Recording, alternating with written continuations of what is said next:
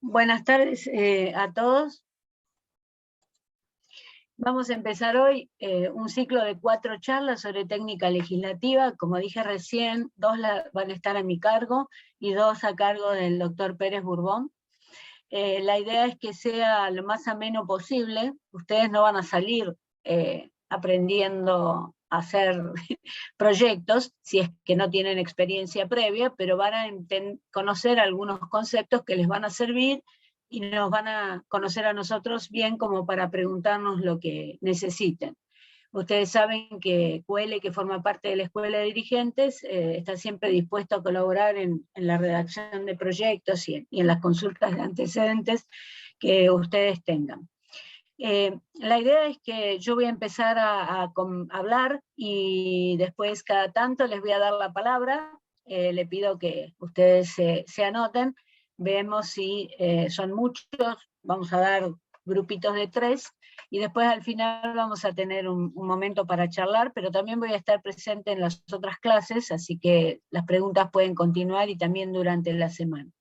Guillermo les va a compartir ahora una serie de links de material que estamos poniendo a disposición de ustedes. Es material que elabora QL. Ustedes van a ver que es un material dirigido en primera instancia a los concejales, pero en realidad todo lo que tiene que ver con la técnica legislativa es aplicable tanto a una ley, como a una ordenanza, como a un decreto, como a un DNU, como inclusive a un contrato que ustedes tengan que hacer de locación, como a un estatuto de un club de barrio. Entonces, los que no tienen alguna experiencia en el tema o que están viendo que este tema se les dificulta, piensen que muchas veces deben haber participado ya en la redacción de textos. Esto se aprende con la práctica. Cuanto más tiempo está en el ejercicio, digamos, sale más fácil. Y hay un tema central en este momento, que es la cantidad de legislación que tenemos y la necesaria responsabilidad que desde el PRO manejamos en términos de no hiperlegislar, sino legislar lo concreto, lo claro y lo preciso que se necesite. Y en muchas situaciones resolver una cuestión no tiene que ver específicamente con una ley, aunque un grupo social, una ONG, una persona nos pida que hagamos un proyecto, a lo mejor podemos resolverlo desde una gestión. O sea que la función legislativa es una función importantísima de los órganos legislativos, pero no es la única y tendría que no ser la central hoy en día. Hago una aclaración más, en QL somos partícipes siempre de la elaboración de digestos. Nos parece que una manera de brindar seguridad jurídica es que la gente pueda, el ciudadano pueda conocer cuál es la normativa realmente vigente, y lo único que nos ayuda para conocer la normativa vigente es un digesto bien hecho. Ustedes saben que a nivel nacional hay un digesto jurídico nacional que lo pueden consultar en Infoleg o en SAIG, inclusive en la Cámara en la Comisión Bicameral de Digesto que tiene el Congreso, y que es una, digamos, una actualización y una depuración de la legislación al 2015. O sea que estamos 7 años atrasados. Hay un avance después al 2019, pero no aprobado por las cámaras. Y muchos de ustedes seguramente obtendrán digestos o estarán en camino a hacer digestos. Acá Claudia Pereira de Villa Mercedes me dice que se va a retirar. No es necesario, estaba dirigida a... Si te interesa la técnica legislativa, te podés quedar. Bueno, ¿qué les parece si ya les compartió Guillermo algo del material? Después le vamos a dejar los PowerPoint como siempre en YouTube, y a su vez le vamos a dar el link para el manual de técnica legislativa del doctor, ¿cómo se llama?, Pérez Bourbon, o lo pueden consultar en el sitio web de la Fundación Konrad Adenauer, así que igual se lo vamos a facilitar. ¿Qué te parece, Guille, si empezamos con el PowerPoint?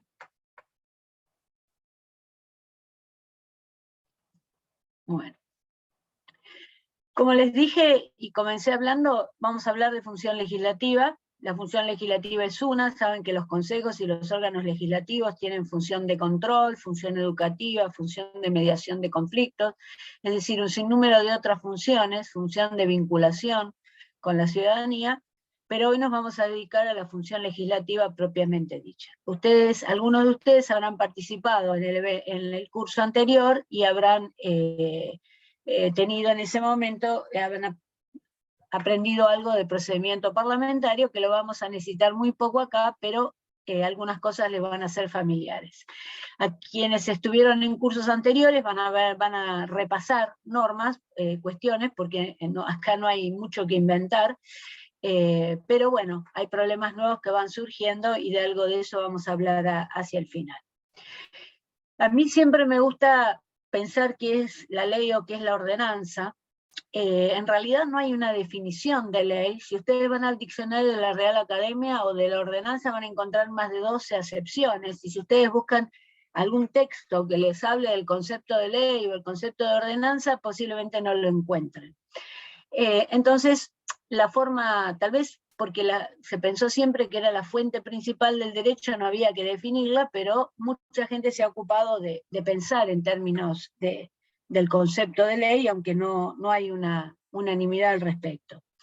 Entonces a mí me gusta decir que la ley es el producto de un proceso, la ley o la ordenanza. Pongo ley, pero ustedes fíjense que el título dice ordenanza, por una costumbre de que trabajo en el Congreso de la Nación desde el año 84, bueno, se me pega el término ley, pero es lo mismo, y también piensen que sirve para un decreto, para una resolución, para lo que sea. Pero en el caso de la ley o la ordenanza, es el producto final de un proceso intelectual. Esto es muy importante. O sea, hay un proceso intelectual que va a necesitar una serie de insumos que vamos a ver después. Esto principia con una demanda social articulada. ¿Qué quiere decir esto? Lo que ustedes conocen como iniciativa popular. Por ahí hay o a veces no llega a ser una iniciativa popular, pero tienen una cantidad de personas que se reúnen y que están nucleadas en una ONG o en alguna asociación y demás, y que juntan firmas y levantan una demanda. A veces puede ser que el legislador identifica una necesidad social que está insatisfecha y que él cree que esa situación se debe resolver con la creación, la modificación o la derogación de una ley, o a veces se trata de un principio en la necesidad de implementar una política pública, es decir, estamos en el gobierno y el legislativo forma parte del empuje del ejecutivo para la implementación de políticas públicas, y por lo tanto en muchos casos estas necesitan de leyes específicas. ¿Cómo continúa? Bueno, una vez que aparece esta demanda, esta necesidad o esta promesa que se ha hecho electoralmente, hay un proceso de toma de decisión por parte del legislador, donde él tiene que resolver si esta cuestión amerita presentar un proyecto. Y acá me quiero detener porque este es el tema central de lo que empecé a hablar. Acá hay una responsabilidad del legislador de saber que en el momento en que pone en funcionamiento un órgano legislativo va a generar una serie de costos al órgano legislativo en sí, costos políticos, económicos y demás, pero también va a generar expectativas. Esas expectativas, si después el legislador sabe que esa normativa no va a resolver el tema porque ya lo prevé, o sabe que por el juego de las fuerzas no lo va a lograr sancionar, entonces se va a encontrar con que hay un montón de gente que lo va a estar llamando por teléfono y le va a estar diciendo cuándo sale el proyecto, y con el tiempo, si no ha sido sincero y no le ha dicho que se trata de un intento, de un impulso, que sabe que es posible que no se trate, va a generar una cuestión, digamos, adversa para el mismo legislador, y de ahí viene la desconfianza en el órgano legislativo. Por eso hay que ser muy cuidadosos y pensar si este tema no se puede resolver con una gestión. Ahora, claro, a ustedes los concejales, a los legisladores y demás, los medios los miden por la cantidad de proyectos que presentaron o por las veces que hablaron en el recinto. Es lamentable porque eso no da cuenta de la actividad del concejal ni del legislador, que puede estar llevando adelante un solo proyecto de envergadura que va a cambiar la naturaleza y estructura de todo el derecho, o por lo menos va a generar un cambio muy importante en su comunidad, y sin embargo no se está mirando eso, se está mirando la cantidad de proyectos que hacen. Y luego, entonces, una vez que el legislador decidió que es importante, que lo puede llevar a cabo, que puede lograr la sanción, o que al menos puede contar con ciertos apoyos para instalar el tema y cambiar la agenda del Ejecutivo, que si no es del palo, digamos, y va a finalizar con la promulgación y la publicación del texto. Acá es importante tener en cuenta que Poder Legislativo y Poder Ejecutivo colegislan, Departamento Ejecutivo y Departamento Legislativo colegislan.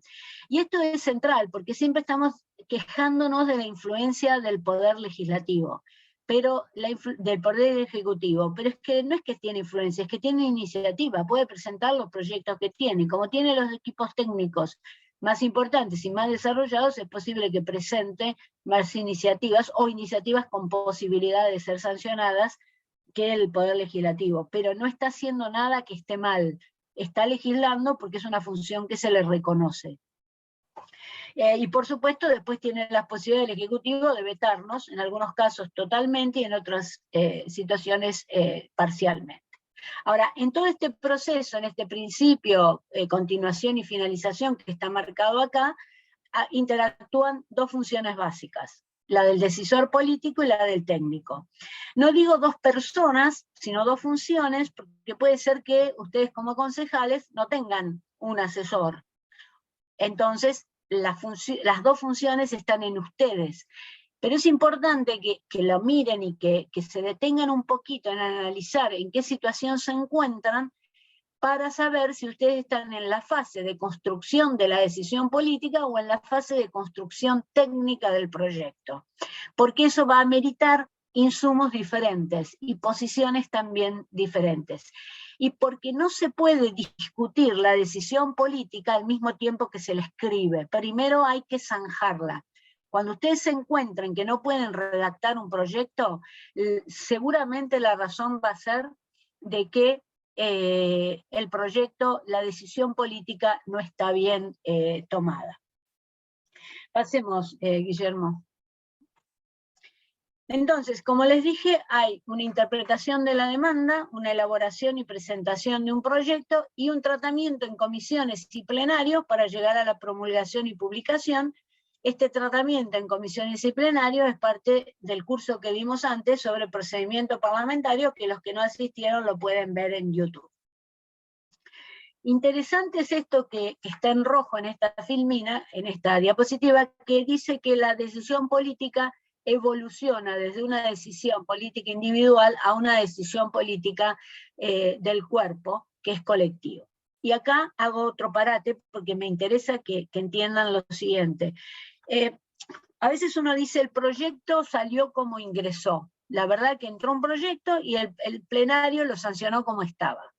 A pesar de que lo sancionó como estaba, eso no quiere decir que no haya habido instancias de toma de decisión intermedia, porque la comisión o el plenario decidió que ese proyecto era el que quería.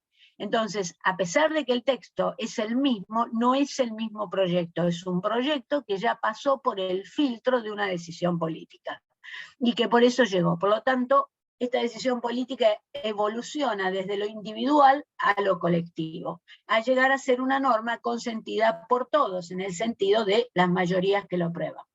Pasemos. Ahora, la construcción de la ley en general necesita de estos tres elementos, de la ley o de la ordenanza. Necesita de información actualizada y completa. Esta información después vamos a ver quién nos la suministra y de dónde la obtenemos. Perdónenme. Necesita de asesoramiento adecuado, que puede ser propio o puede ser, digamos, propio del cuerpo o no, ya vamos a ver también ese caso. Pero esta información y este asesoramiento se transforman en conocimientos, si no, no sirven. Y esto es un tema muy importante. Quienes redactamos proyectos y buceamos en información y asesoramiento, no podemos usarlo tal cual lo recibimos, sino que tenemos que transformarlo para que sea un insumo que podamos usar dentro del proyecto. ¿Qué quiere decir esto? Que yo no tengo que hacer, si me dan tengo que hacer una ordenanza sobre X tema, no tengo que ser el experto de ese tema que para hacer el proyecto tarde 60 meses y que en los 60 meses se escriba un libro. En realidad lo que necesito es, una vez que tengo la decisión política, o si soy un asesor que me transmitieron la decisión política de lo que se quiere hacer, trabajar sobre la necesidad de fundamentar esa decisión, nada más. Es decir, yo tengo que ser capaz, para ponerlo en algo concreto, de poder dar explicación de cada uno de los artículos que tiene mi proyecto. Con eso es suficiente, no tengo que ir más y no tengo que escribir 50 hojas. Ahora, el nivel de... Eso es una habilidad, eso es una destreza que la van a ir adquiriendo o que ya la tienen posiblemente, que es ver qué es lo del conocimiento del experto, lo que debo tomar para redactar mi proyecto. Del nivel de conocimiento y de la información que la legislatura en sí maneje, va a derivar también su independencia. Cuando no tenga información y dependa absolutamente de la información del Ejecutivo, o si no, digamos, va a estar en una situación compleja de dependencia. ¿Pasamos? Antes de empezar a ver cómo se forma la decisión política, no sé si alguno de ustedes quiere comentarme algo. No sé, no pude mirar el chat, no sé si hay preguntas, si no, me levantan la mano y le damos.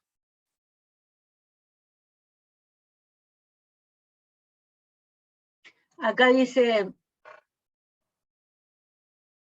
bueno, Inés Marelli parece que necesita antecedentes para su ordenanza, en todo caso después te ayudamos aparte.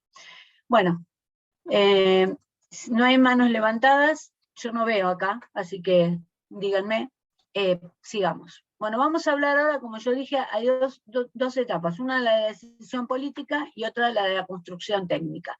Vamos a hablar de cómo se construye la decisión política, esa decisión política que tiene que ser absolutamente responsable.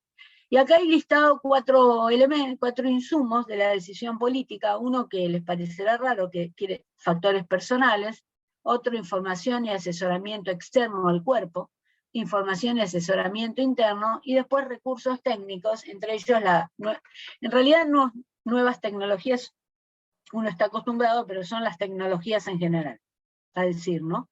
Pasemos.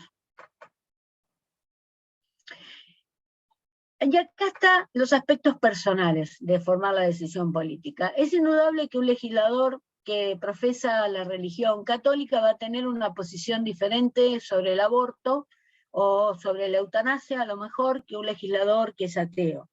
Un legislador que es ingeniero posiblemente va a ver las situaciones por su formación profesional, o un legislador por su oficio también, va a partir de eso para, como un elemento más en esa formación de la decisión. Va a tener mucho que ver su formación ética cuando decide, va a tener que ver su ideología, por supuesto, lo vemos todos los días, va a tener que ver los saberes que adquirió en una experiencia parlamentaria, si es que la tiene. A veces es muy distinto la forma en que decide alguien que tiene experiencia en la actividad política y parlamentaria que alguien que no la tiene, y todas sus vivencias, es decir, si es padre va a tener una predisposición a tratar los temas de familia de una u otra manera, si es trabaja en los medios de comunicación, lo va a hacer de una forma, si es sindicalista, lo va a hacer de otra. Pero todos estos factores personales que les estoy contando acá no quiere decir que es lo único que usa para decidir, pero sí hay que hay que tenerlos en cuenta. ¿Y por qué hay que tenerlos en cuenta? Ya no tanto para el tema de mirar la decisión, sino cuando uno está negociando. Cuando uno está negociando un proyecto, tiene que tener en cuenta que negocia con alguien que va a poner dentro de la decisión política una serie de factores, va a balancear una serie de factores personales. Entonces, no es lo mismo negociar una ley de control de tabaco con una persona que tiene una explotación tabacalera con una que no lo tiene. No es lo mismo negociar un tema de control de tabaco con un fumador con uno que no lo es. Entonces, todas estas cuestiones hay que tenerlas en cuenta porque son importantes en el momento de la negociación. Pasemos al otro. Y acá hay algo que es muy interesante y que, si bien estoy levantando una frase de Blander Richard y Grinder John, que trabajan sobre el tema de las percepciones, en realidad es algo que experimenté a través del tiempo con el tema de mirar cómo funciona, como asesor, estar sentado atrás en una reunión de comisión y mirar cómo funcionan la toma de decisiones en un cuerpo. Y este es el tema de las percepciones. Y siempre uso el mismo ejemplo, tal vez aburrido, pero a mí me resulta sencillo y fácil creo, de entender, de que estos autores hablan de, por ejemplo, un padre y un hijo que van a un desfile de carrozas de flores, y cuando termina el desfile, el padre le manifiesta al hijo qué hermosas las flores, y el hijo le contesta, me encantaron los camiones. Es decir, estaban los dos en el mismo lugar, en el mismo evento, no tenían ningún límite a lo que estaban mirando, no había entre ellos ningún tipo de conversación previa, y sin embargo su percepción de lo que pasaba fue distinto. Esto se nota mucho en las comisiones, cuando se está debatiendo los temas. A veces en realidad el acuerdo está ahí nomás, porque el problema es un problema de percepción de dónde se lo está mirando. Entonces a veces hay que retraerse un poco, salir del fragor del debate y mirar desde afuera, y darse cuenta que en realidad estamos diciendo lo mismo, está diciendo nuestro adversario lo mismo, pero no lo estamos entendiendo, o por lo menos no estamos viendo la forma de cómo llevarlo a ver que nosotros estamos diciendo lo mismo que él. Por eso este tema de las percepciones es muy importante en el momento de formar la decisión política, porque el legislador parte de sus propias percepciones para hacerlo. Pasemos al otro. Ahora, claro, si usamos factores personales y percepciones, no podría ser, porque estaríamos entonces no ejerciendo la representación política que el legislador tiene y no actuando conforme lo que debe ser, pero son dos factores a entender. Entonces, ¿cómo va a decidir? Va a decidir a partir de esos factores, pero va a agregar información y asesoramiento externo primero. Primero por el orden, ¿no? Podría ser, digamos, después el interno podría venir primero, pero esta filmina nos dice que es el externo el primero. ¿Y cuál es la fuente de este asesoramiento externo? Los ciudadanos. El ciudadano que quiere que uno trate un proyecto nos va a acercar la información. Más aún la organización de la sociedad civil, más aún, por supuesto, los lobbies. Y el gobierno también va a tener información que nos va a estar acercando. Si es el gobierno de nuestro propio grupo político, con mayor razón. Entonces, toda esta información que estamos recibiendo es una información sobre todo de ciudadanos, organizaciones sociales y lobbies que podemos considerar sesgada, porque está realmente sosteniendo una determinada columna de la biblioteca, no todo. Pero es importante tenerla, porque es importante conocerla. Si nos sirve porque nuestra decisión política va en la línea de la información que nos están dando, mejor. Y si no nos sirve, si justamente esta información no va en la línea de lo que vamos a decidir, el tema de esta información nos sirve después para el debate, porque nos va a permitir prepararnos para resolver, digamos, para contestar las cuestiones que nos hagan dentro del debate, tanto en la comisión como posteriormente en el plenario. Pasemos.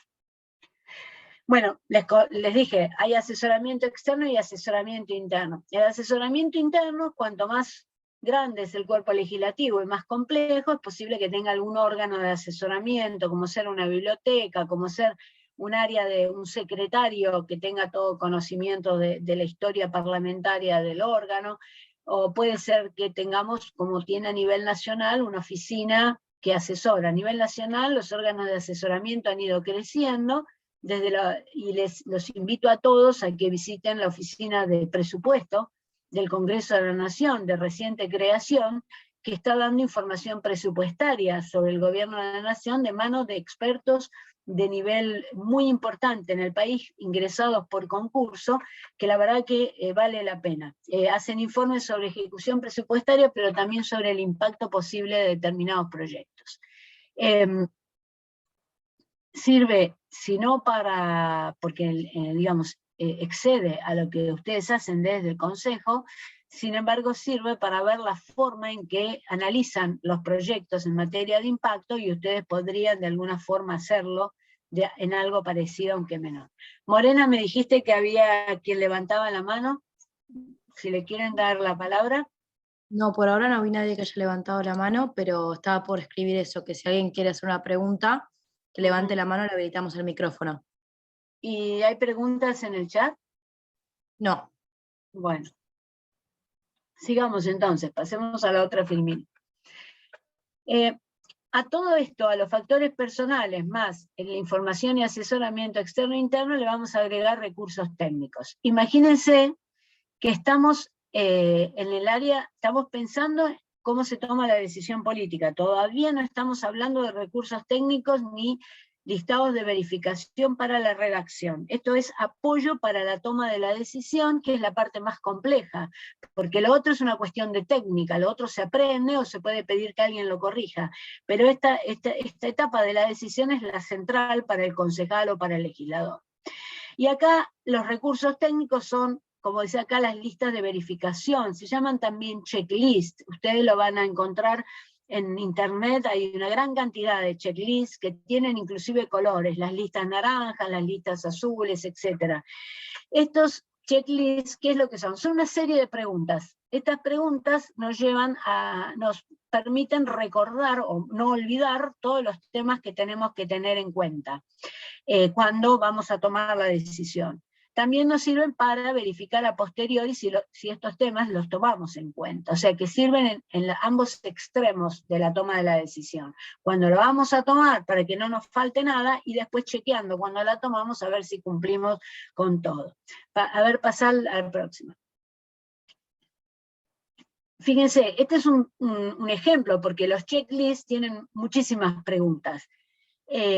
Supongamos, lo primero que tendríamos que tener en un checklist para la toma de la decisión es algo de lo que les comenté al principio, es decir, es necesario legislar para dar solución al problema, o como dice más adelante, existen otras alternativas de solución. Esta es una pregunta que si la tenemos escrita, la miramos y entonces nos obliga a reflexionar sobre eso.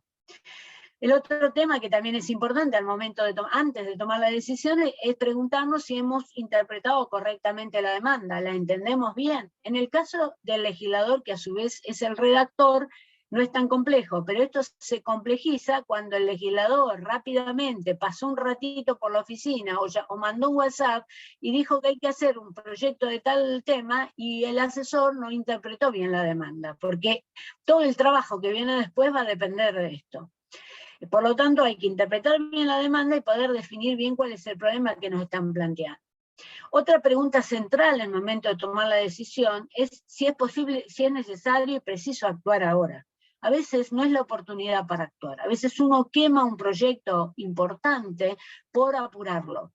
A veces no, porque lo apura muchísimo, porque quiere cambiar agenda o porque quiere llevarlo al debate. Por eso hay que ver si la decisión política se va a tomar sobre un proyecto que queremos que efectivamente salga, o estamos intentando cambiar agenda o imponer agenda con el proyecto. Entonces la respuesta va a variar en ese. Una pregunta que se hacen los alemanes y que a mí me fascina: ¿qué pasa si no se resuelve nada ahora? Es decir, ¿qué pasa si esta situación que me están planteando y me están pidiendo que haga un proyecto, si no hago nada? ¿Cuál va a ser el impacto que ese no hacer nada va a tener? ¿Cuáles son las personas y sectores afectados? Algo central. Cuando nosotros vamos a tomar la decisión, tienen que estar todos sentados en la mesa, aunque sea en la mesa de nuestra imaginación. Todos los posibles afectados. Esto no es tan fácil, porque uno cree que los afectados son 2 o 3, porque nos convencen de que el proyecto va a afectar, pero después resulta que no, que hay más. Los legisladores son muy capaces en este tema, pueden reconocer por su instinto político los sectores afectados, y acuérdense que un sector afectado que no fue considerado es como, digamos, juega el papel de las hadas que durmieron a la Bella Durmiente porque no las invitaron al bautismo. Es decir, cuando uno no invita a alguien al tema, después puede tener un efecto adverso. En mi trayectoria gracias, Desiree, que nos está diciendo que nos deja. Ahora sí estoy viendo los chats. Hay una pregunta de María Laura Centurión. Bueno, ahora termino con esto y damos la palabra. El tema de los sectores afectados, ya les digo, es muy importante, y quería aclarar una cosa. En mi experiencia de muchos años de redactar proyectos, nunca me pasó de que un sector afectado, que sin embargo la norma iba en contra de ese sector se manifestara disgustado o tuviera una disposición mala hacia el proyecto, cuando era advertido de la situación y se le hablaba. Siempre el problema surge cuando, es decir, la gente quiere saber, y si bien no le gusta que uno haga un proyecto de ese tipo, no genera la misma reacción que si no le gusta el proyecto y encima no se enteró.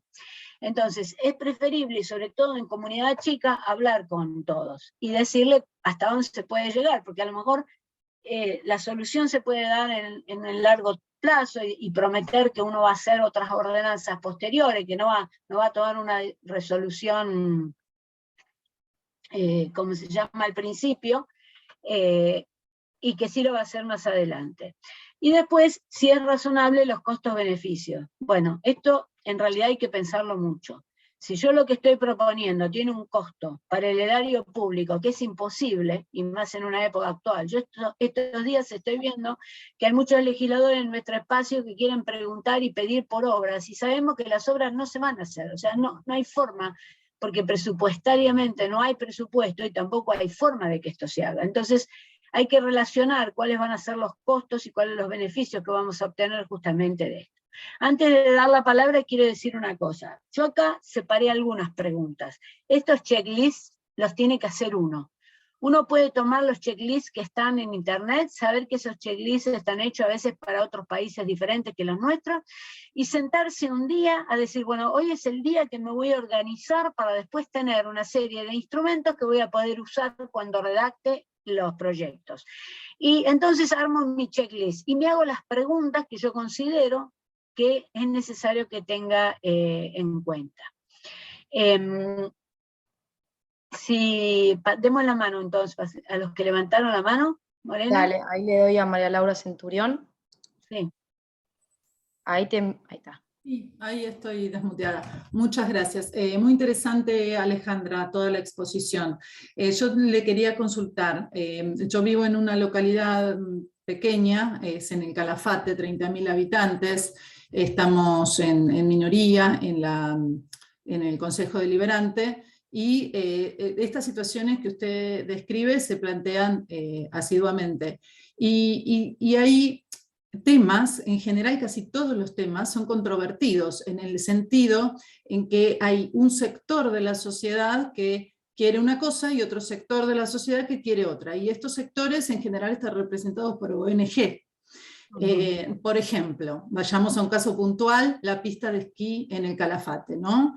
La pista de esquí en el Calafate, el sector turístico la reclama, la gente en general la reclama porque implicaría trabajo todo el año, o sea, trabajo invernal, y la gente de medio ambiente, de todas las organizaciones de protección del medio ambiente, consideremos, ¿no?, que es una zona muy delicada, la zona del glaciar Perito Moreno, se oponen terminantemente. Entonces ahí tenemos un problema serio con respecto a esto que usted describe, ¿no? O sea, la decisión política, ¿dónde nos plantamos desde la oposición? O sea, de qué lado y cómo, no dónde nos plantamos, o sea, a ver, nosotros podemos conversar entre nosotros y llegar a un acuerdo y pensar los pros, los contras y analizar toda la situación. El tema es de cara a la sociedad, ¿no? ¿Cómo enfrentamos el rechazo posible frente a esto? Otro ejemplo sería la represa hidroeléctrica sobre el río Santa Cruz, que generaría energía eléctrica renovable, y sin embargo los ambientalistas se oponen.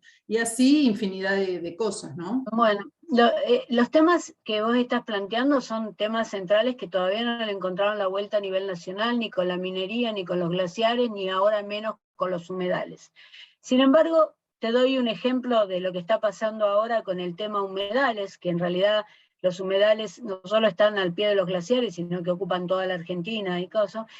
A través del tiempo, desde una confrontación muy clara de los ambientalistas con los productores, desde un principio, se empezó a negociar algunos puntos en común mínimos, y si bien todavía no se pueden llevar al recinto, y llevamos por lo menos 5 o 6 años con el tema, por debajo va apareciendo una posibilidad de acuerdo algunas cuestiones mínimas que se van trabajando involucrando a todos los sectores. Es decir, los humedales van a salir de la mano del ambiente, pero también de los productores.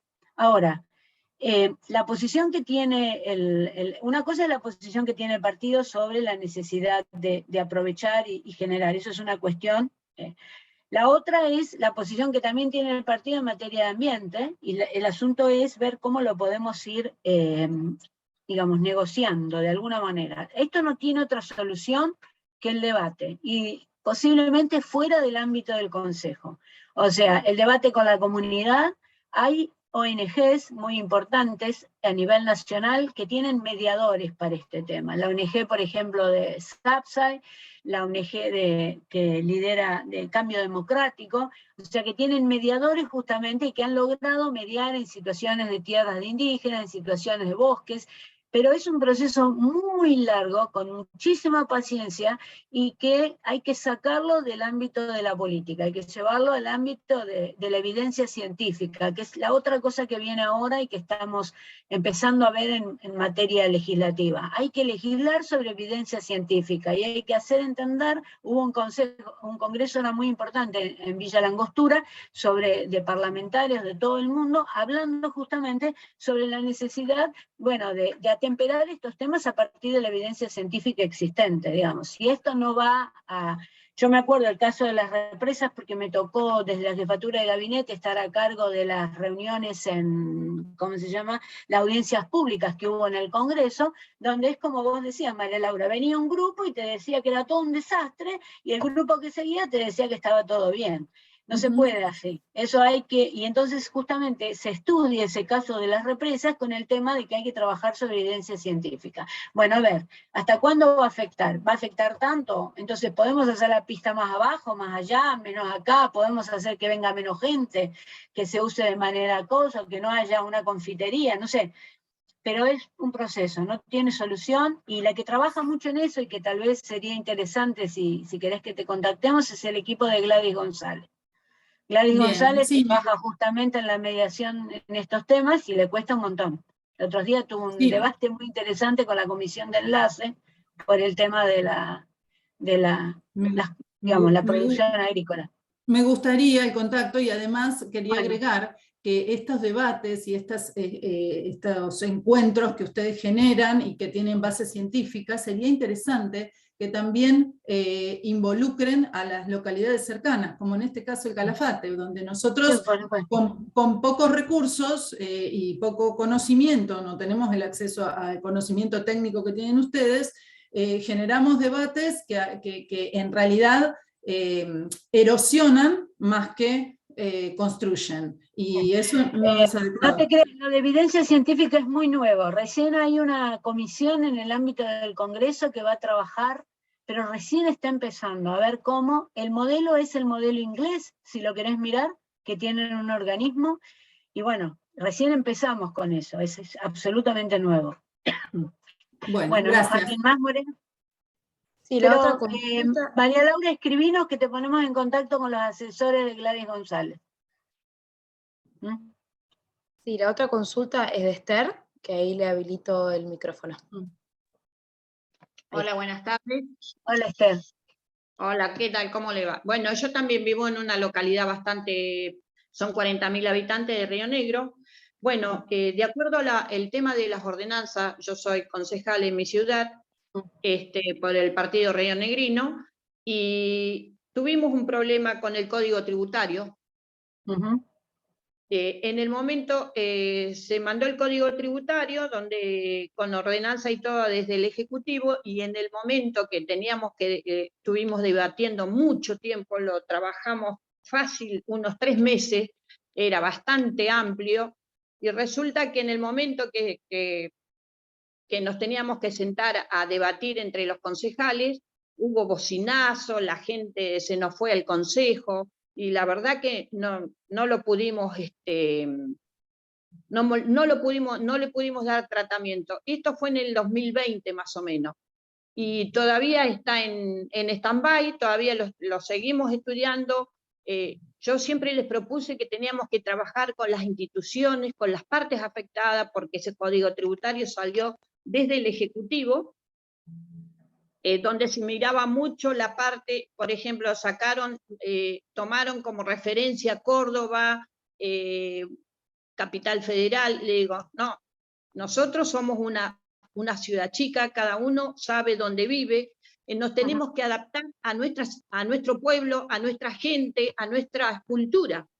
No lo entendieron así, y yo digo, nos tenemos que sentar a trabajarlo con distintas instituciones, Cámara de Comercio, Cámara de Fruticultores, que es la mayor parte que tenemos acá en Río Negro, Neuquén, la fruticultura. Así que eso está no hay otra forma, no hay otra forma, Esther. El problema de cuando tenés, generalmente cuando tenés mucho la gente en contra, tiene que ver generalmente con que no sabe de qué se trata. O sea, se asusta, no entiende, después hay quienes influyen y dicen cosas que no son la verdad que contiene, hay mucha fake news, digamos, en esas cosas. Entonces, en el área de consejos y demás, en localidades chicas, no hay por qué no trabajar con la gente, no hay por qué no trabajar con el vecino, no hay por qué no hacer reuniones con el vecino y tener la paciencia suficiente de explicar y aguantar la crítica, porque a veces en la crítica hay razón.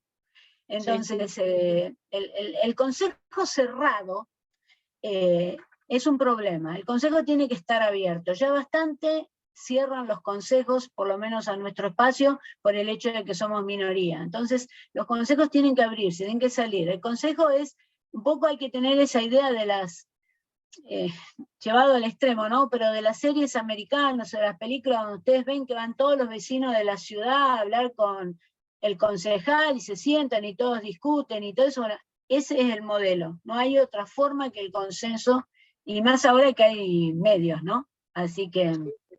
Es verdad. Bueno, no, quería comentar eso.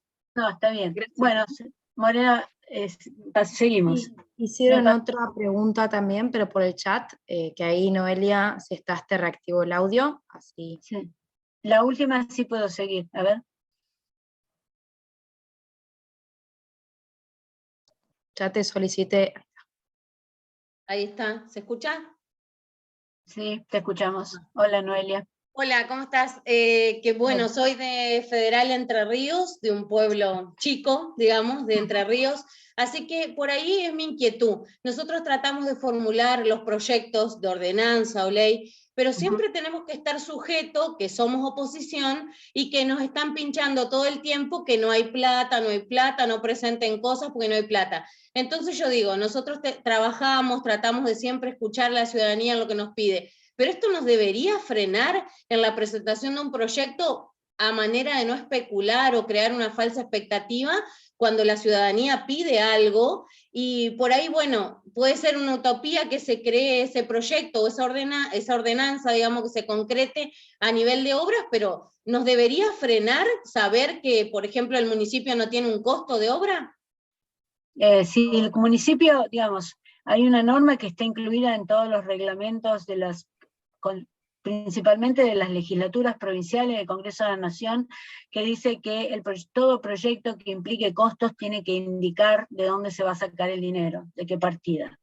Sí. Eso es un principio de derecho parlamentario en todo el mundo. No hay posibilidades de que vos presentes una obra o que haya, digamos, si no hay forma. Ahora, hay algo que dije antes. Si la ciudadanía tiene que saber que eso es para poner en agenda una obra que la ciudadanía quiere, pero tiene que saber que no hay posibilidades en el municipio por el momento. Tal vez lo que se puede hacer es buscar formas creativas, depende de qué tipo de obra sea, para ver si se puede llevar adelante con una participación pública-privada, si es que te dejan.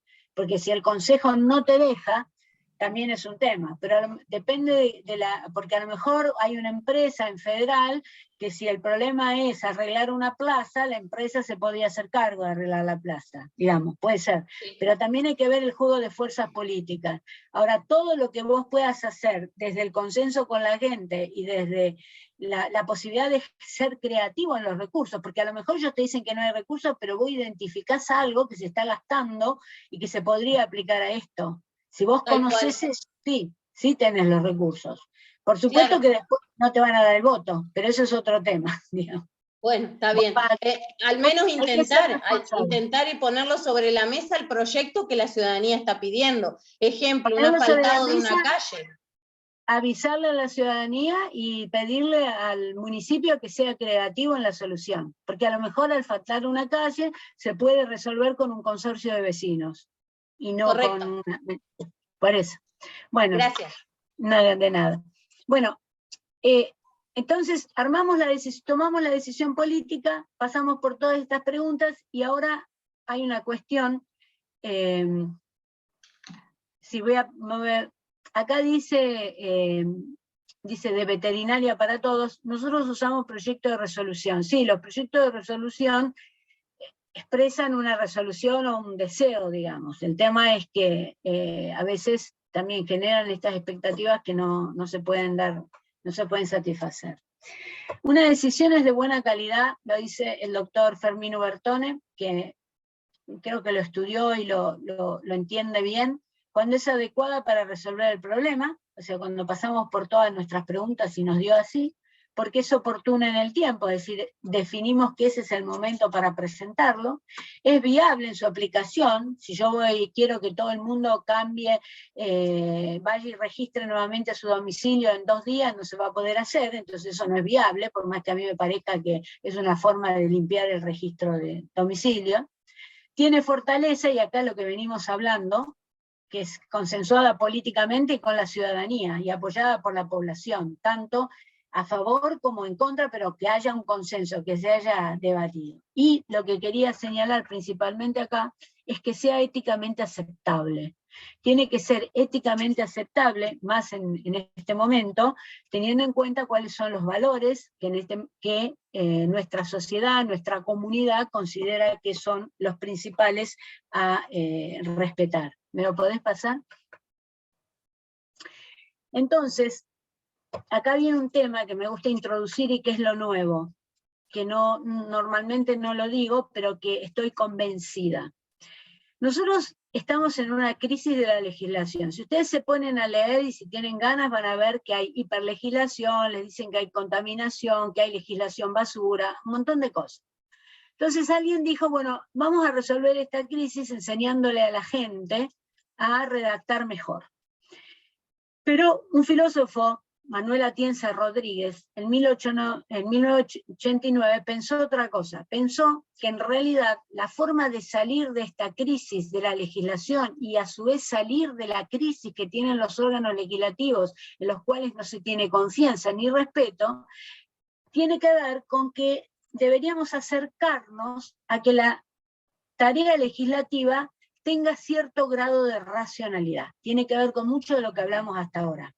Estos grados de racionalidad, ustedes cuando hablan de racionalidad lo van a escuchar siempre en las sentencias judiciales que tienen racionalidad. Viene un poco del campo de ahí.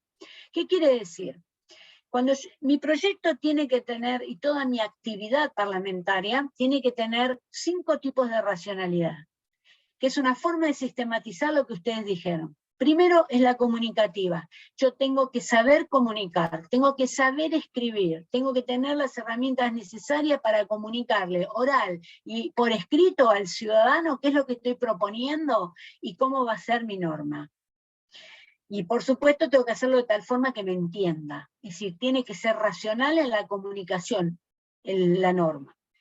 Tiene que tener una racionalidad jurídico-formal, es decir, yo tengo que poder insertar esa norma en el sistema jurídico. Van a tener una charla completa de cómo insertar ordenanzas dentro del sistema jurídico de sus dentro de sus propios sistemas jurídicos. Tiene que tener una racionalidad pragmática, que es un poco lo que hablábamos antes. Si yo tengo que hacer una norma que sea viable y que el individuo la reconozca como obligatoria, porque si yo algo que no es viable, que el individuo no la reconoce como obligatoria, mi norma se murió cuando nació. Él tiene que entender, porque tiene que reconocer que la tiene que cumplir, porque es así como le va a hacer bien y va a mejorar su situación. Tiene una racionalidad teológica, que es la de los fines. Si los fines que yo me propuse al principio, tengo que lograrlos al final con la norma. Yo me propuse generar, la pista de esquí para producir una serie de beneficios al turismo sin modificar el ambiente, esos fines se tienen que dar al final. Y después la racionalidad ética. Todo debe ser soportado por una justificación ética. Yo tengo que desde la ética propia y de la ética de la comunidad poder sostener esa racionalidad. Pasalo al otro. Un autor que es Alberto Calzamiglia, también español, se pregunta si el tema ético es lo único criterio para legislar, y él dice algo que me pareció muy interesante. Dice que los niveles de racionalidad que yo les mostré antes, que había formulado Atienza, en realidad no están expresados en orden jerárquico, porque todos los primeros niveles, el pragmático, el jurídico formal, el lingüístico y demás, se pueden dar, o sea, pueden ser irracionales, y igual la ley ser racional porque es ética, y ponen a la ética, el nivel ético, como lo central. Pero ¿qué es el nivel ético de lo central en nuestro país? ¿Qué es lo que hacen los legisladores cuándo piensan en términos éticos los legisladores? En la idea de brindar a la ciudadanía todo lo que haga a su felicidad, a su bien, dentro de los valores y principios que la comunidad lleva. ¿Lo podés pasar? Y entonces, Giulio Caldani dice que lo ético está dado en el piso de los derechos humanos. Si nosotros legislamos y pasamos por el tamiz de los derechos humanos, y estoy hablando por las declaraciones, derechos y garantías de la Constitución, de mi Constitución provincial, de mi Carta Orgánica y de los tratados internacionales. Si trabajo con el tema de mujer, no puedo no mirar la Convención Internacional de la Mujer, aunque esté a nivel local. No puedo no mirar, si trabajo con niños, la Convención de los Niños. ¿Por qué? Porque mi piso ético y de justicia en el Occidente, a partir de la Segunda Guerra Mundial y con la modificación de la Constitución, está en los derechos humanos entendidos bien, no lo que estamos acostumbrados a escuchar. Entonces él dice, ¿cómo hago? Giulio Caldani es santafesino y dice, ¿cómo se hace para hacer una ley? Primero se parte de un caso, esta demanda que yo le decía, después se pasa por los valores, o sea, se pasa el tema por la cuestión ética, hay seguridad, hay previsibilidad, esto mantiene el orden, da eficiencia, se respeta la dignidad humana, y después recién llegó a escribir la norma. Pasemos, esto es complicado, también estamos empezando a estudiar esto, ahora recién junto con la evidencia científica, pero son los temas que se vienen, porque junto, ¿cómo me aseguro yo de que mi norma va a llegar y va a ser respetada aún por los jueces? Si yo uso todos estos parámetros y la justifico. Por eso se vuelven muy importantes los considerandos y se vuelven muy importantes los fundamentos. Antes se decía que un concejal o un legislador no tiene que dar la razón de lo que hizo. Basta con que diga porque tiene la representación y por lo tanto es una posición voluntarista. O sea, yo tengo esa representación, hago lo que quiero, es ley. No. Ahora lo que se dice es, no, mire, usted me tiene que explicar a mí por qué lo hizo, porque yo ciudadano tengo que entender por qué usted lo hizo. Entonces, por favor, justifíqueme la norma. Me la justifica oralmente, me la justifica por escrito. Y esto le sirve también al concejal. Porque si ustedes se acostumbran a justificar las normas, después, si un día tienen que cambiar de decisión, pueden basarse en esa justificación anterior y explicar por qué cambiaron de opinión. Porque si no, el cambio de opinión siempre termina siendo como que se vendieron algo, cuando en realidad nunca le explicaron a la gente por qué cambiaron de opinión. Entonces, fundamenten las ordenanzas, fundamenten el voto en la comisión, fundamenten el voto, explíquenle a la gente por qué lo están apoyando, porque si la gente sabe por qué ustedes lo están apoyando, aunque no les guste lo que ustedes hacen, el nivel de racionalidad que ustedes le están dando al tema hace que tengan un nivel de aceptación mucho mejor. ¿Soy clara en esto? Esto y la evidencia científica son cosas nuevas y hay que empezar a pensarlas, pero son lógicas. Piensen qué lógico que es. Tiene que ver todo con dar explicaciones, con contar, con abrir, con legislar sobre datos que sean reales. Bueno, y ahora ya tengo todo esto, tengo que poner mi decisión política, que ya la tomé y que tiene todos esos niveles de racionalidad que necesita, ahora voy a escribir el texto. Y ahora viene la parte técnica, que es la que van a ver ustedes a partir de las 3 charlas que vienen. Perdón, ¿cómo se escribe? Para lograr que el texto sea preciso, claro y conciso. qué tipo de herramientas se utilizan para esto. Y van a tener que, vamos a ver, una clase de estructura y redacción que me va a tocar a mí, y lo que se llama la lógica interna de las normas, y cómo las normas dentro de un texto juegan entre sí, y la dinámica que es cómo las normas que hemos proyectado juegan con el resto del ordenamiento. Entonces, que lo van a ver con el doctor Pérez Bourbon. Lo cierto es que la técnica no debe invadir, como dicen ahí, por ninguna razón el ámbito de la decisión política. Esto se aplica mucho cuando hay un asesor y un técnico, pero no importa si ustedes hacen lo mismo, sino que hacen las dos funciones. Lo que tienen que saber es, primero tomen la decisión, estén seguros de la decisión. Y la prueba de que la tomaron bien es que cuando se sienten a escribir el texto lo van a poder escribir.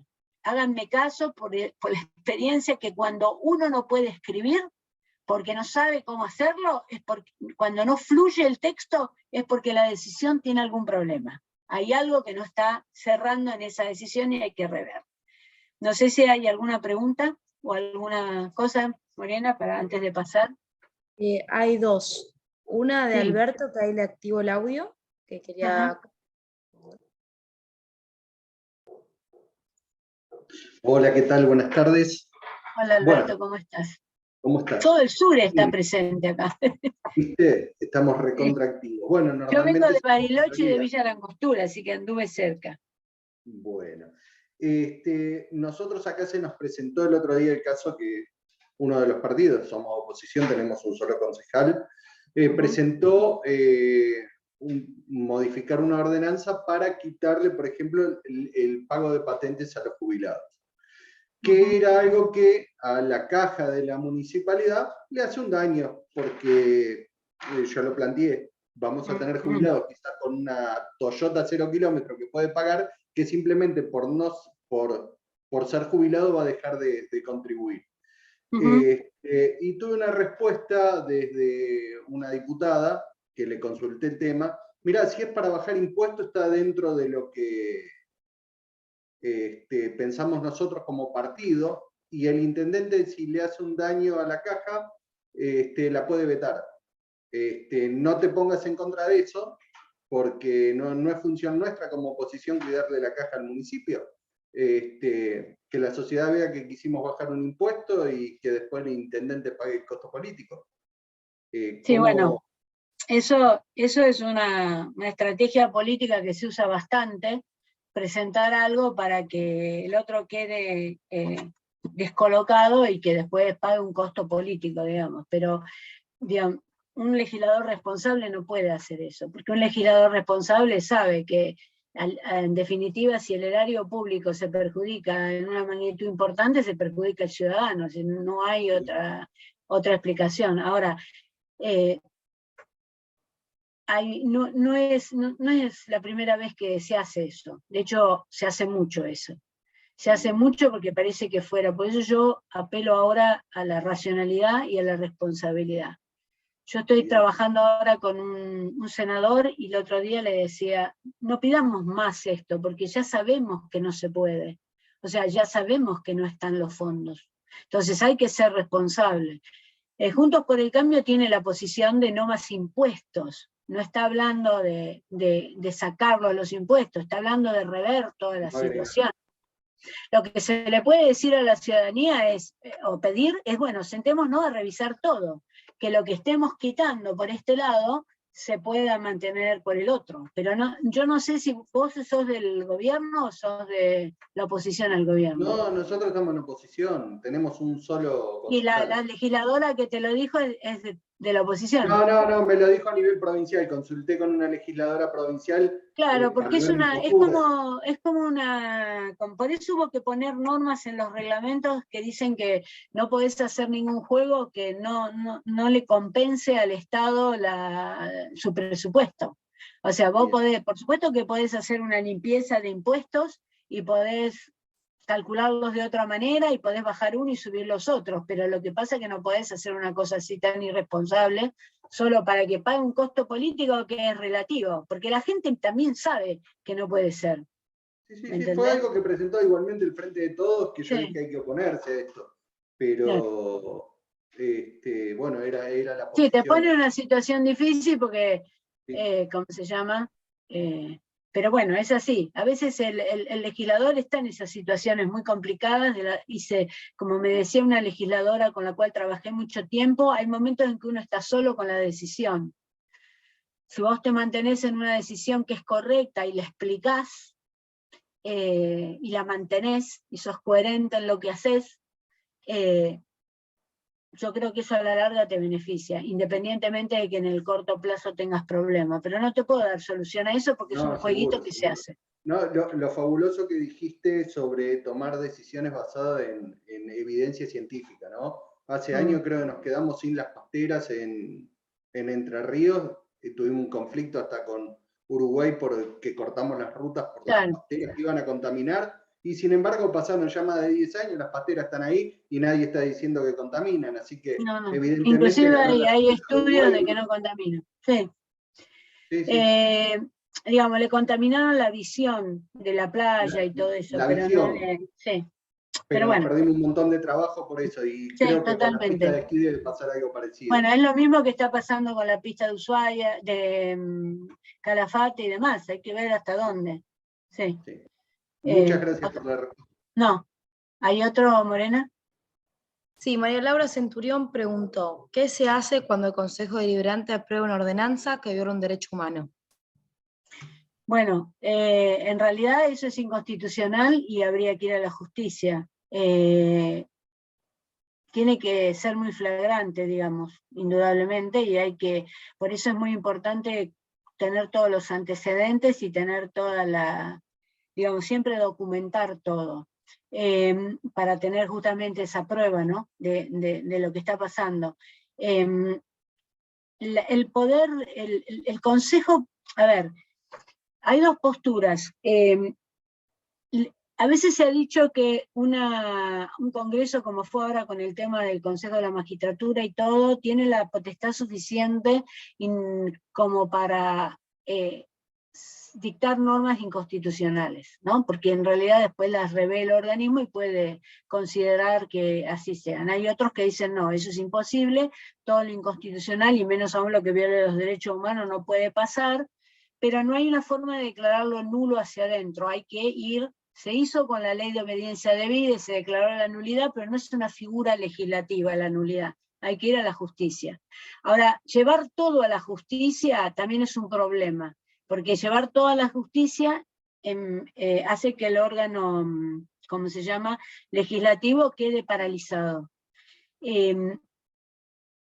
Aparte, en el caso de llevarlo a la justicia, lo va a tener que llevar el particular damnificado, o sea, porque el legislador no tiene esa legitimación, entonces va a tener que hacerlo alguien que afectado. Pero sí, no hay otra solución. La nulidad se probó, pero no es muy de derecho parlamentario. Fue el caso de la ley de obediencia debida. Hay unos artículos, en la sesión. Si te interesa, lo buscamos, son todos los dichos de Carrió justamente sobre ese tema. Bueno. ¿Pasamos? ¿Cuáles son los primeros inconvenientes que enfrenta para elaborar un texto normativo? Pasemos. ¿Y cuáles son los conocimientos que necesito adquirir? Estas son las dos preguntas que si estuviéramos abiertos, ustedes me contarían todos, pero no vamos a poder. Así que voy a tratar de resumirlo yo. Los inconvenientes que tengo primero es la falta de conocimiento. O sea, yo lo primero que tengo que hacer cuando me voy a sentar en un órgano legislativo es saber la Constitución Nacional, la provincial, la Carta Orgánica Municipal o la Ley Orgánica Municipal, si hay reglamentos internos del cuerpo y si hay decretos o resoluciones específicas sobre el tema de la elaboración de proyectos y después su tratamiento. Claro, esto parece un bodrio, cansador y demás. Yo suelo andar con mi Constitución a la mano y soluciono todos los temas. El otro día el tema, cuando fue la cuestión del Fondo Monetario Internacional, el legislador Laspina dijo una frase que me pareció fantástica: salimos de este conflicto con la Constitución en la mano. Si fue la Constitución la que resolvió. Muchas de las cosas están resueltas ya. ¿Qué pasa? La mayoría no lee todo esto, entonces no saben. Muchas de las cosas que nos dicen, y sobre todo si estamos en consejos deliberantes o en cuerpos legislativos que han tenido durante muchos años el mismo sector político a cargo y que han hecho del consejo o del órgano legislativo un viva la pepa o han puesto sus precedentes y sus cosas, muchas de las veces dicen cosas que no es verdad. Dicen cosas que no están en la Carta Orgánica, dicen cosas que no están en los reglamentos internos. Entonces siempre hay que tenerlo a la mano, siempre hay que contestar con eso en la mano, porque eso es imposible y que nos lo impidan, y hace que nosotros podamos obviar discusiones muy importantes. Si bien es cierto, y les voy a contar que hay gente muy necia, en una oportunidad me tocó como asesora decir en una reunión de asesores que la norma que se estaba redactando era inconstitucional porque era una atribución que no tenía el Congreso de la Nación, sino que era una atribución provincial. Uno de los asesores se levantó y me dijo, ustedes los abogados siempre ponen piedras en la rueda y no son nada creativos. A lo cual yo le contesté, no se puede ser creativo con la Constitución. La Constitución dice que esta es una atribución de las provincias, no es de la Nación, no hay forma de hacerlo. De todas maneras lo hicieron igual y después fracasó. Lo que les quiero decir es que hay necios en estos temas, que le van a decir a ustedes que lo que ustedes dicen no es, pero con la carta en la mano se ganan muchos debates, muchos. Ahora, nadie sabe esto, nadie se estudia estas cosas, nadie las lee, nadie las mira. Y después nos pasan por arriba en las reuniones, ¿no? Pasemos al otro. Ahora, ¿cuáles son los recursos que me van a permitir optimizar el proceso de elaboración de proyectos? Acá vienen enunciados, en la próxima. La información que ya hablamos, actualizada y la forma como la conseguimos. Ojo con este tema porque tenemos que, con el internet y con todo eso, tenemos que abreviar en información que sea oficial, y en su caso, en posible, si utilizamos información extranjera, que sea traducida oficialmente, y en el asesoramiento especializado sobre el tema. Y ustedes me van a decir, sí, pero yo en el consejo no tengo información, no pueden hoy en día decir que no tienen porque hay acceso a todo. Hay acceso a todo lo que uno quiere en internet, es cuestión de saberlo buscar, y es cuestión de ser muy serio en cuanto a las fuentes. Cada cosa hay que mirar la fuente, y cuando uno ve un autor lo tiene que googlear a ver quién es ese señor o quién es esa señora para ver en qué lugar está ubicado y qué tipo de pergaminos tiene que lo apoyan. El asesoramiento especializado se les complica en los órganos legislativos chicos que no tienen asesores. Pero esto no es un problema porque tienen una comunidad. Y en la comunidad seguramente va a haber gente que lo sabe. Y dentro de Juntos por el Cambio también tienen una comunidad de consulta. Y nos tienen también a nosotros SQL, que les vamos a tratar de llevar el asesoramiento, y si no lo tenemos nosotros, vamos a buscar a quien lo tenga. Y vamos a hacer que la persona que lo tiene se contacte con ustedes. Entonces, asesoramiento especializado ya no puede ser un tema de, ¿cómo se llama?, de decir, bueno, pues yo no puedo hacer nada. Con un teléfono y con contactos uno puede obtener este asesoramiento. Y luego también el asesoramiento lo puede dar el veterinario del pueblo, lo puede dar alguien que conoce. El otro día estábamos trabajando un tema de biodiesel y nos asesoraron los camioneros que cargan biodiesel. Es decir, todo eso viene de la mano. Y hay una cosa, a la gente le gusta ir al consejo. La gente le gusta hablar frente a los legisladores. La gente, por más que los critica, los quiere a ustedes. Entonces, y les da prestigio estar con ustedes. Entonces, no se van a negar nunca a darle información. Bueno, las herramientas. Pasemos a ver. Acá hay reglas y manuales de técnica legislativa. Estamos hablando de escribir, ¿no? Entonces acá los van a tener, le estamos pasando las reglas. Van a ver que hay unas reglas IRAM, que las hicimos con el doctor Pérez Bourbon, con mi persona y otros, y que como no le podemos dar a ustedes la regla IRAM, porque las reglas IRAM se compran, les estamos dando un proyecto de una diputada de Santa Fe que en el anexo de su proyecto las incorporó. Entonces, estamos dando que tienen que respetar. Y la lista de verificación o checklist que le dimos. En cuanto a los manuales de evaluación costo-beneficio, eso existe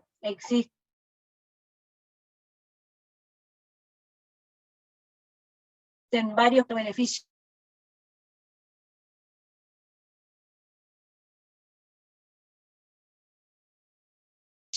por ejemplo, qué tipo de impacto va a tener sobre los derechos humanos, sobre los derechos constitucionales, sobre la economía, aunque sea una mirada rápida de este tema. Pasemos, porque nos vamos a quedar sin tiempo.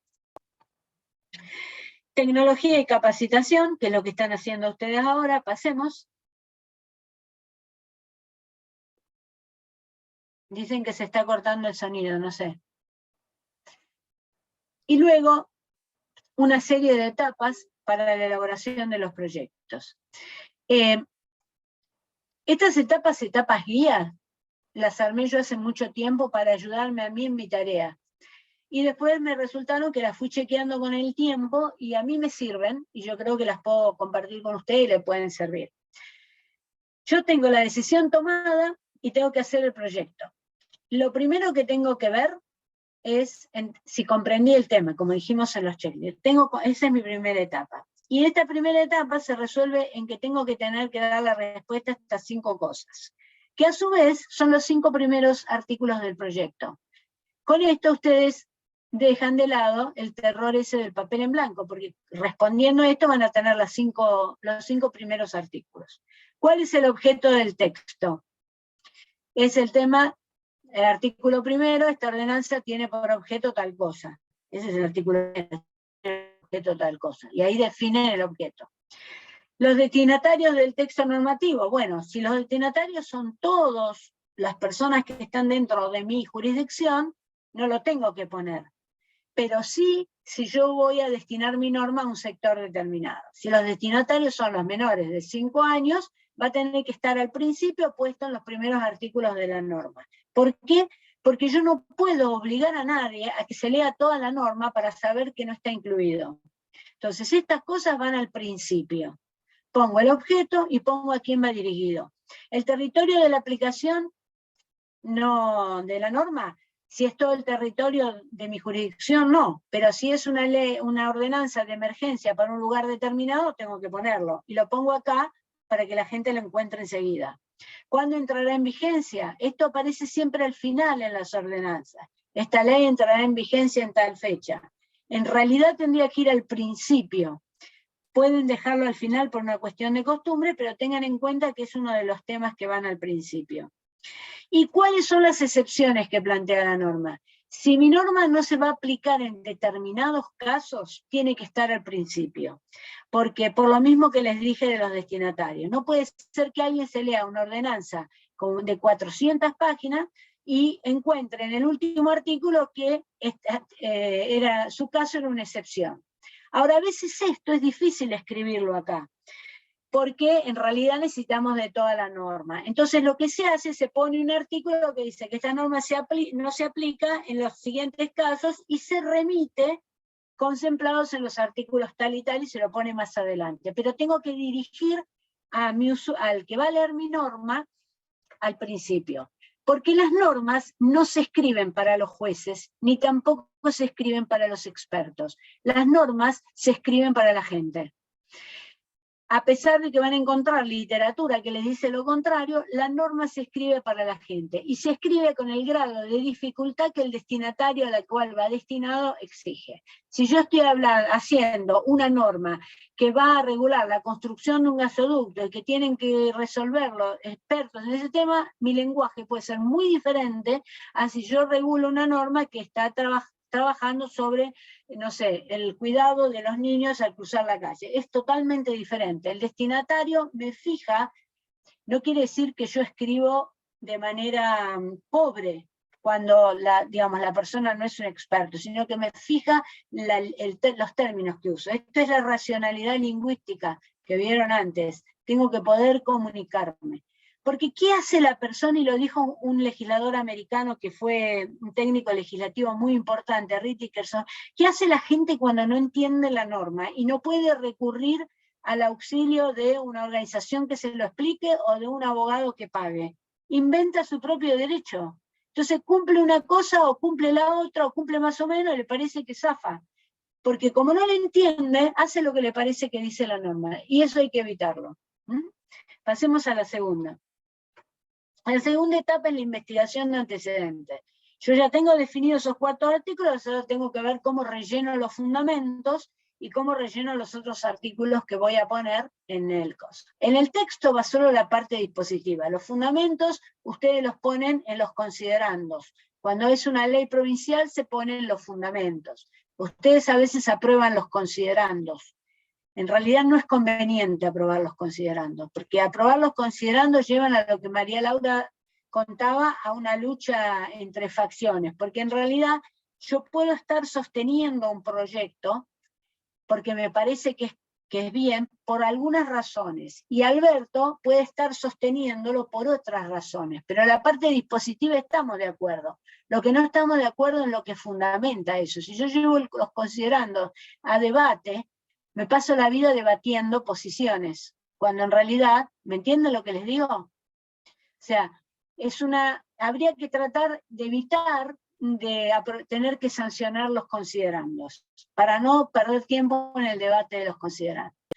¿Qué antecedentes busco legales? Toda la normativa que haya, normativa nacional, provincial, del pueblo de al lado, todo lo que yo necesito como antecedente para ver qué es lo que voy a hacer.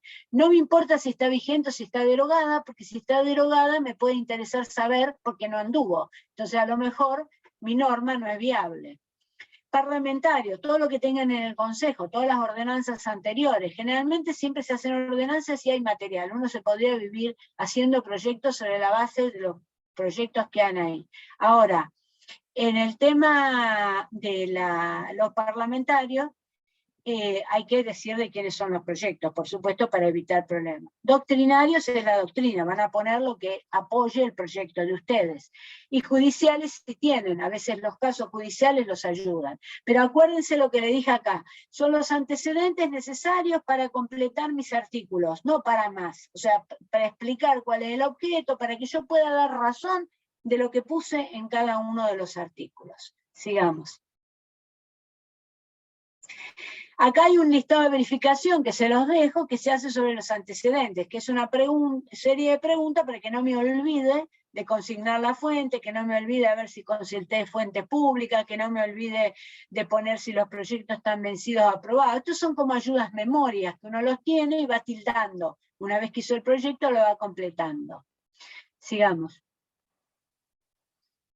La tercera es el análisis de impacto, es la viabilidad. ¿Mi norma va a andar o no va a andar? ¿Va a tener esa racionalidad pragmática? ¿Va a tener esa...? Bueno, acá no tenemos organismos para hacer esto, acá entra un poco la intuición y un poco lo que sepamos de la realidad y un poco lo que podamos ver con ayuda de algunos expertos, porque no tenemos estudio de análisis de impacto. Sigamos.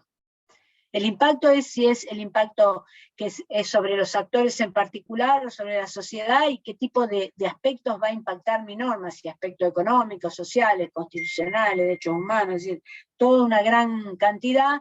Mínimamente hay que mirarlo, hay que tratar de mirarlo. Hay congresos que tienen organismos que se dedican a ver esto.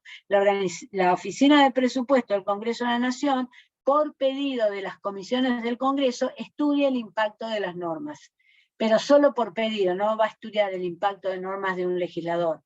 Sigamos. Y esto es muy importante, lo dijo, fíjense que esto lo dijo un señor en el siglo XVII, y hay que tenerlo muy en cuenta, Matthew Haley del Congreso inglés, de la Cámara de los Comunes. Él dijo, quien va a reformar una ley debe fundamentar de manera precisa hasta dónde y por qué hay que modificar o completar el derecho, que es lo que yo le decía, que estudiar y ver por qué lo tengo que hacer. Formular con exactitud la propuesta de reforma, indicando las ventajas e inconvenientes, es decir, el estudio de impacto.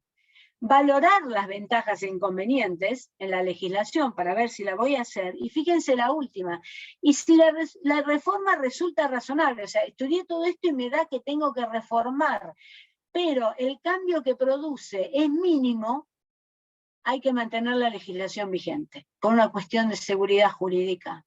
Fíjense que se dijo en el siglo XVII. Si hubieran seguido con esto, no tendríamos hiperlegislación y no tendríamos tanta norma dando vuelta que no sabemos qué aplicar, ¿no? Pasemos. La cuarta etapa es el diseño de estructura del texto, que lo van a ver conmigo dentro de 2 semanas. van a ver también cómo se redacta. La sexta etapa es consultar a otras personas.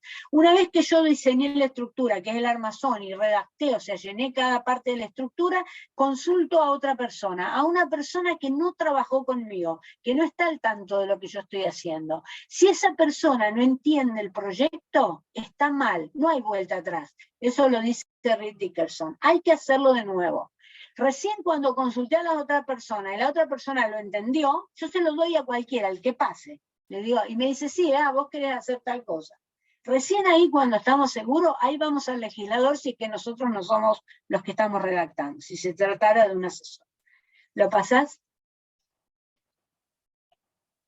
Séptima etapa es la revisión final que uno hace para ver si cumplimos con todo esto. La octava es la presentación, que es una presentación formal, cumpliendo con todos los requisitos que nos exigen. Y la novena y última, que es muy importante, es seguir el trámite parlamentario. Los proyectos no se arman y se dejan. Los proyectos se siguen, se militan dentro del Consejo, en las comisiones, en las reuniones con la ONG, en la sociedad, en los seminarios, en todo. El Consejo son como hijos que hay que tenerlos al lado y verlos crecer. Y a partir de eso también ir modificándolo. Pasémoslo. Quiero mostrarle esto, para que sepan lo importante del trabajo que ustedes hacen. Esto es la ciencia de la legislación. Esto es lo que hace un legislador. Un legislador hace política legislativa, que es el ámbito de la decisión política, y hace teoría legislativa, en cuanto tiene que estudiar la historia legislativa, el sistema, cómo es el acto normativo, y la sociología de la legislación, que es el tema que tiene que estar relacionado con la viabilidad y el impacto, y la técnica legislativa. Fíjense que nosotros en este curso de 4 clases solo vamos a mirar de lo que se llama técnica legislativa interna, la estructura, la redacción, la dinámica y la lógica. Ahora, a todo esto se le suman conocimientos auxiliares, los expertos que yo les decía, ustedes necesitan conocer de lógica, necesitan teoría de los sistemas, comunicación informática, ciencia de la administración, etc., y conocimientos específicos para cada tema. Por lo tanto, cuando nos digan que los legisladores no hacen nada, y que su tarea no es importante, fíjense lo que es el campo de la legislación si la tomamos con responsabilidad y la hacemos. Pero no se asusten, esto no quiere decir que tienen que tener 500 personas, solo tienen que ser racionales y tienen que ser serios. Y con esto, pidiendo la ayuda que se necesita, van avanzando sin problema. No estoy hablando de crear superorganismos. Lo muestro para que sientan qué importantes que son. En la próxima, que es la final, estos son los temas que vamos a ver en este curso: estructura, redacción, lógica interna y dinámica. Y acá termino para abrir a preguntas, porque veo que se me están yendo las personas también. El horario tal vez no es bueno. Por ahora, estoy siendo aburrida, no sé. Por Bueno. ahora no hay ninguna pregunta. ¿No hay preguntas? Si hay una pregunta, que levante la mano y le habilito el micrófono. Ok, quiero hacer un comentario. Pero hubo alguien que hizo un comentario en el chat que yo alcancé a leer. Y Susana de la Torre dijo, si nos pasó con el uso de los barbijos antes que la provincia de Buenos Aires los deje optativos. Los argumentos no estábamos todos de acuerdo, pero sí en el articulado de que debía ser optativo dentro del aula. Claro, es un ejemplo perfecto. Por eso yo sé que hay consejos que tienen esa forma y que no pueden hacerlo de otra manera, pero lo mejor sería no votar esos considerandos, darlos como explicación, pero no votarlos por esa razón, digamos.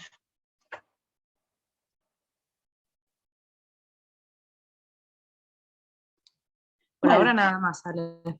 Bueno, no sé si fui clara o traté de darles un panorama, digamos, de los temas para después tener, sobre la base de esto, y que ustedes, si quieren leer algo, poder trabajar la semana que viene sobre el tema de la dinámica, es decir, cómo engarza el proyecto que vamos a hacer dentro de todo el sistema jurídico de nuestro municipio, de nuestra provincia o de la nación, y cómo nace, muere y vive la norma. Después vamos a hablar de estructura y redacción, que es el esqueleto, el armazón que yo hago una vez que tomé la decisión política, junté todos los antecedentes, pasé por todas esas etapas y tengo que redactar y cómo romper el temor del papel en blanco. Y después vamos a ver el tema de la lógica interna, que es evitar que haya dentro del propio texto contradicciones o lagunas, que a veces hay y muchas. Entonces, bueno, van a contar con todo el material y estamos a disposición para cuando nos necesiten y las consultas que quieran hacer. Se las hacen a Morena o se las hacen a Guillermo y llegan a nosotros o las contestan ellos. Morena contesta muchas de las cosas que ustedes preguntan, así que está, digamos, cuenten con ella y con todos. El material lo pusieron hoy, lo cargaron en el WhatsApp, pónganlo de nuevo, no mandamos por mail si hay algo que lo necesitan, cosas, si la charla se grabó, está grabada y la pueden consultar en YouTube y pueden chequear todas estas charlas en YouTube de la escuela, que están todas completas. Ahí les mando el link. Ahí le está mandando el link con los distintos elementos para poder chequear. Ahí hay también normas sobre el tema presupuestario. Vamos a dar un curso del tema presupuestario a nivel nacional y local, pero más adelante, cuando esté la época en que llegan los presupuestos, todavía no. También los invito porque la escuela va a hacer una charla muy interesante el mes que viene sobre competencias nación, provincia, municipios, que creo que es un tema muy, muy interesante.